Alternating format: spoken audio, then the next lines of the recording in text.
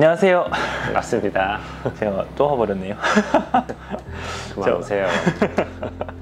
오늘 이제 드디어 두 번째 에스프레소 머신 리뷰해보려고 왔는데, 달라코르테 제로 네. 머신이죠. 네. 메테오라에서 한 달 넘게 지원 받으셔가지고 네. 테스트를 해보셨는데, 네. 제일 이제 핵심으로 알고 있는 게 달라코르테 제로 하면은 네. 유량 조절이 가능하다라고 이렇게 많이 알려져 있는데, 네. 혹시 잠깐 어떻게 작동하는지 작동하는 것만 한번 볼 수 있을까요? 네. 우선 유량은 크게 두 가지 방식으로 제어를 할 수 있는데요. 네. 수동 방식이 있고, 네. 하나의 유량을 설정해서 내가 그걸 쭉 버튼을 누르면서 사용할 수 있는 방식이 있어요. 우선 수동을 보면 그룹 헤드 옆에 이제 레버가 있는데요. 네. 단계별에 따라서 좀 차이가 있습니다. 그래서 잘 보시면 네. 껐다가 이제 단계의 각도에 따라서 네. 지금 하게 되면 여기 보면 초당 3, 유량이 3으로 되어 있고요. 네. 그 다음에 또 다음 단계를 가면 5, 그 다음에 7, 그 다음에 마지막 9로 이렇게 설정이 돼서 추출을 할 때 네. 처음부터 끝까지 일관성 있는 유량으로 추출을 할 수도 있고, 네. 반대로 지금처럼 내가 앞부분에는 저유량으로 하다가 네. 추출이 되는 중반부에는 풀 유량으로 바꾼다거나 이런 네. 것도 가능은 해요.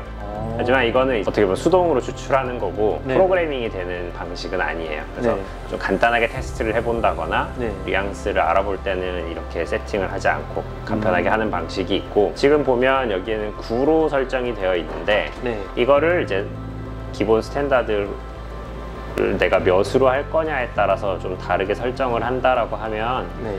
여기에서 플로우라는 개념이 들어가요. 그래서 플로우 세팅이라고 하는 부분이 있습니다. 네네. 여기를 들어가면 9로 지금 설정이 되어 있어요. 3, 5, 7, 9. 그래서 3으로 내가 바꾸겠다 그러면 다시 들어가는 거예요. 생각보다 쉽게 바꿀 수 있네요. 네, 나가면 바로 3으로 네. 설정이 돼요. 온도도 마찬가지로 똑같이 설정을 할 수 있어요. 지금 3으로 해놓으면 네.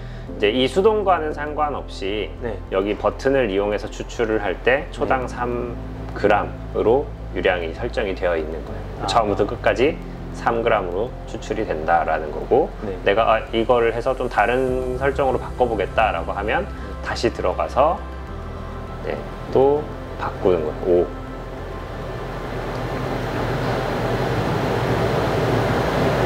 그러면 5로 바뀌는 겁니다. 네, 3, 5, 7, 9랑 이게 4개 있는 건가요?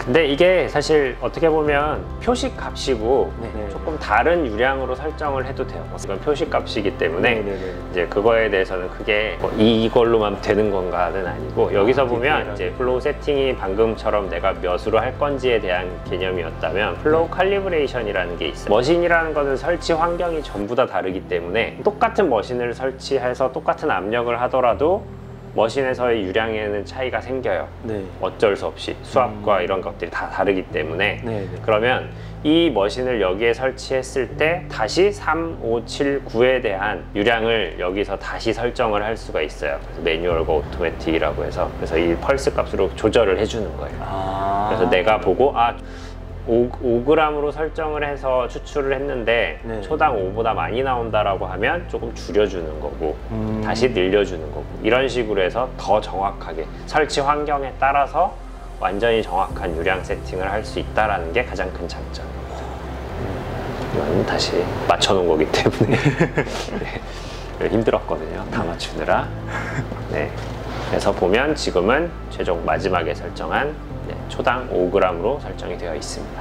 그럼 수동은 지금 추출 한 잔 할 때 이렇게 자연스럽게 이렇게 바꿀 수 있는데, 네. 자동도 그렇게 세팅을 할 수 있나요? 자동으로는 그렇게 세팅이 안 됩니다. 자동은 한 번 네. 유량이면 계속 끝까지 5로. 그렇죠. 아마 이거는 제 개인적인 생각인데, 네. 이걸 만든 그 머신의 이제 디자이너 겸 엔지니어의 생각에 이 30초라는 짧은 시간 안에 네. 유량의 변화를 준다라는 게 물론 의미가 있을 수도 있지만, 이거를 프로그래밍을 해서 저장을 시킨다고 해도 네. 내가 여기에서 조금의 도직 양이라든지 분쇄 입자가 달라지면 결과가 완전히 달라지기 때문에 그거는 일부러 프로그래밍을 안 만든 게 아닐까라고 개인적인 생각을 해봅니다. 그래서 내가 편하게 좀 테스트를 해본다거나 내가 좀 개인적으로 구간별로 하는 게 좀 궁금하다거나 하면 이걸로 사용하는데 그게 네. 아니라면 굳이 이렇게 저도 거의 수동은 잘 안 쓰는 편이에요. 자, 그럼 이제 한번 비교 실험 한번 해봐야 되는데 초당 9g 나올 때, 네. 그다음에 초당 3g, 357g 나올 때 이렇게 네 가지를 한번 비교를 해볼 건데 한번 9g 기준으로 이렇게 세팅을 맞춰보고 357로 했을 때 어떻게 바뀌는지 한번 추출 네. 양상 한번 볼 수 있을까요? 우선 지금은 딱 9로 맞춰놓은 상태이기 때문에 네네. 추출을 하면서 네. 그리고 유량을 바꿔가면서도 똑같이 추출해서 네. 유량에 따라 어떻게 결과가 달라지는지 보여드리겠습니다.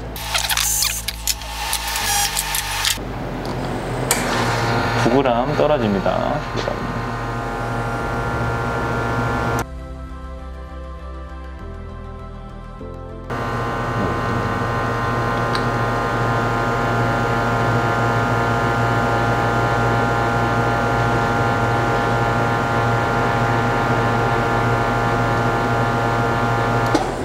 그리고 25초에 거의 32.33g 정도? 네. 2배 살짝 넘네요. 지금 추출해주신 커피는 어떤 커피인가요? 이거는 그냥 저희 블렌딩 넣어놨습니다. 그 라벨 5인가요? 라벨 I일 겁니다. 라벨 I요? 네. 한번 제가 먹어봐도 될까요? 감사합니다. 확실하지 않습니다. 메인 블렌드가 I 아닌가요? 맞아요. 뒤에 있는 이제 블레이크를 사용하실 때는 실제로 유량 블랙이글이 조금씩 편차는 있는데 네. 거의 그 정도 돼요. 네. 9에서 10 사이로 나옵니다. 유량은 이제 실제 판매하시는 거랑 좀 비슷한 느낌을 한번 먹어봤는데 굉장히 그냥 굿 밸런스, 웰 밸런스. 뭔가 자본주의 멘트 같은데요. 아니요, 진짜 굉장히 고소하고 약간 다크 초코. 네. 밀크 초코인가? 네. 자, 그럼 이제 9 이렇게 진행했는데 한번 7로 한번 바꿔가지고 어떻게 달라지는지 추출 양상이 네. 한번 부탁드리겠습니다.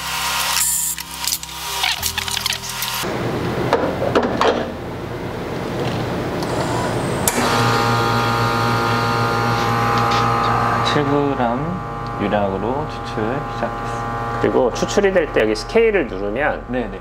이제 머신에서 물이 나오는 양을 계산해서 네. 실제 그램하고 좀 거의 유사하게 돼요. 그래서 네. 끝나고 나서 결과를 한번 보시면 네. 얼추 비슷한 그램으로 표시가 됩니다. 자, 보면 지금 약 30g 정도 네. 추출이 됐습니다. 동일하게 25초였고. 7g 그렇게 생각보다 많이 차이는 안 나네요. 근데 이게 추출량으로 따지면 10% 차이 나는 거예요. 시간은 똑같은데 이제 유량이 네, 다르고 10%가 줄어든 거죠. 네네. 네. 초당 7g씩 나왔으니까 이제 자, 그럼 5g도 한번 어떻게 네. 달라지는지 한번 진행해 볼게요.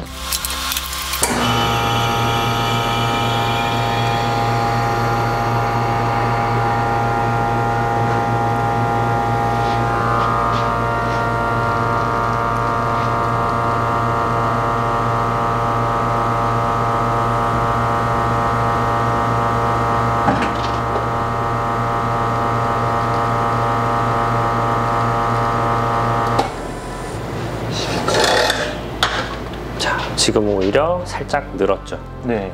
네.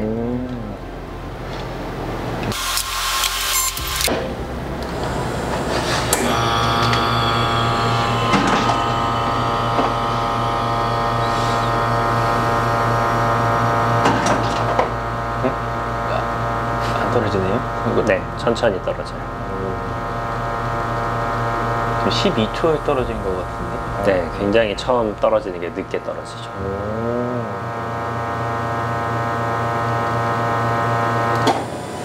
자, 약 23g 정도 지금 추출. 25초 동일한 시간인데 이제 네. 23g 양이 차이가 근데 그렇게 보면 실제로 떨어지는 시점이 조금씩 다르거든요. 이게 양에 따라서 안에 커피 케이크 두께라든지 네. 담는 양이라든지 이런 거에 따라서 유량이 달라지면 네. 첫 샷이 떨어지는 것도 차이가 나고요. 네. 그리고 첫 샷이 떨어지고 나서부터 그 추출되는 양상도 확 달라져요. 커피마다도 다 틀려요. 굉장히 빠르게 진행이 되기도 하고 네네. 처음부터 끝까지 굉장히 일관성 있게 추출이 되기도 하고 굉장히 추출이 안 되기도 하고 그래서 다크 로스팅이냐 미디움이냐 라이트냐에 따라서도 유량 조절이 필요하고요. 3g 한번 좀 먹어볼 수 있을까요? 인퓨전 시간이 굉장히 좀 상대적으로 길었던 것 같은데 의도하지 않은 프리인퓨전이 걸린 거라서 네, 한번 먹어보겠습니다.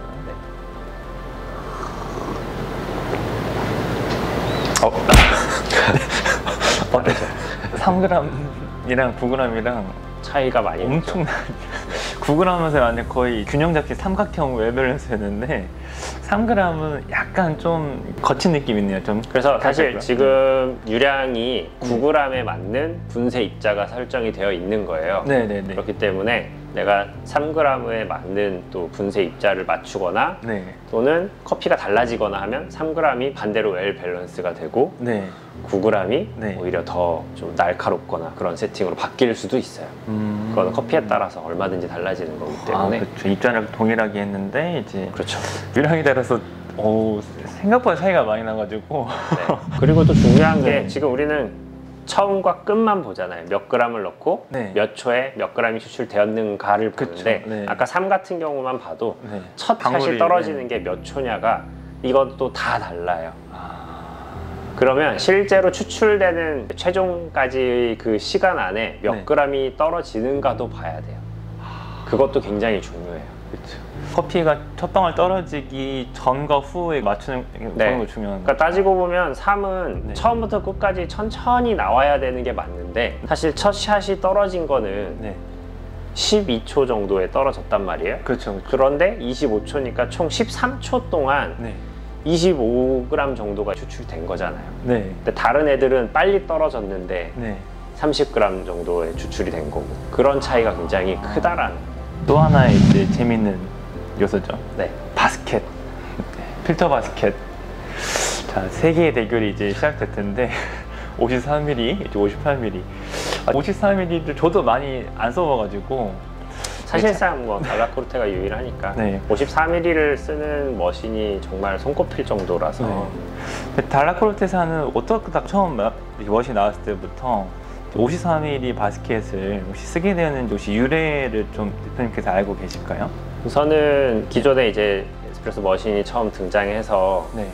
거의 다 모든 회사가 58mm를 사용했어요. 이제 문제는 58mm를 사용하면서 이태리 커피 같은 경우는 이제 58mm 기준이면 14g의 원두를 사용하게 되거든요.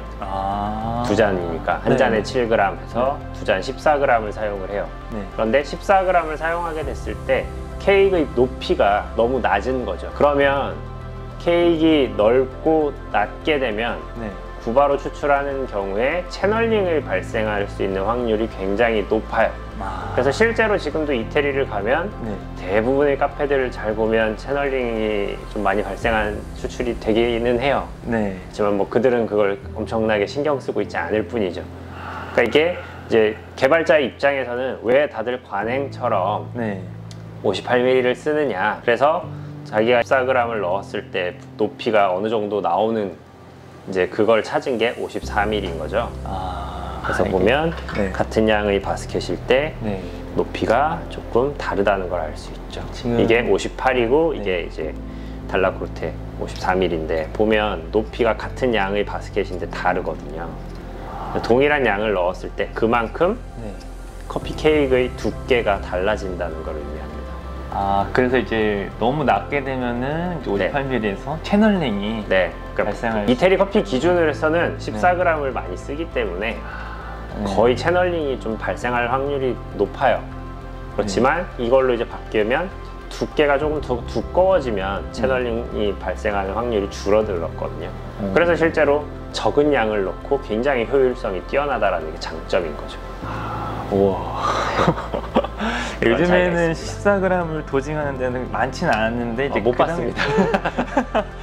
그 당시에는 이제 14g이 지금도 이태리 커피는 이제 그렇게 해도 충분히 밸런스 있는 커피가 나오기 때문에 네, 그게 이제 머신 커피에 따라서 머신도 그렇게 그때 그 당시 만들었던 거군요 이게. 네, 이게 지금은 이제 우리가 그람으로 이야기를 하잖아요. 네네. 그런데 커피 그 로스팅에 따라서 부피가 달라지기 때문에 뭐 요즘 라이트한 커피를 14g 쓰지는 않지만 네. 근데 이 다크 로스팅의 14g과 네. 요즘 말하는 라이트나 또는 뭐 미디움 로스팅 정도 된 16g, 18g 하고 커피 케이크의 높이는 거의 비슷할 수가 있어요. 네, 그것도 생각을 해야 됩니다. 그래서 실제로 58mm에서는 채널링이 발생하지 않도록 하는 툴들이 굉장히 많이 나오는 거예요. 그래서 네, 그런 이유에서. 네. 자, 그럼 한번 이제 또 동일한 레시피로 똑같이 커피는 라벨라이죠? 네. 바스켓만 다르게 해서 추출을 진행해 보도록 하겠습니다. 네. 네.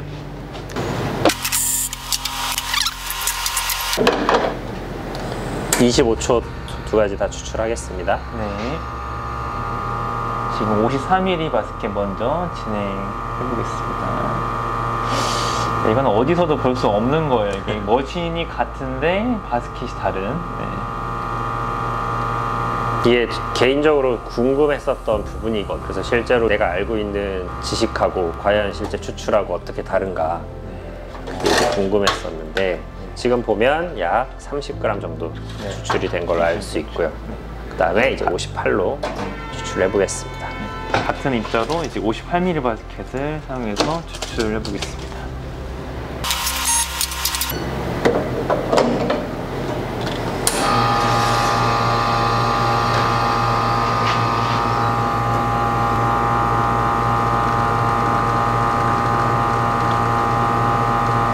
조금씩 추출 진행이 빠른 거를 볼 수 있어요. 네, 벌써 흔들려요 지금 추출 주기가.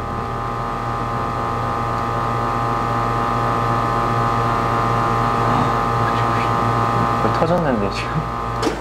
네. 지금 25초에 몇 그램 정도? 25초에 약 52g 정도. 네.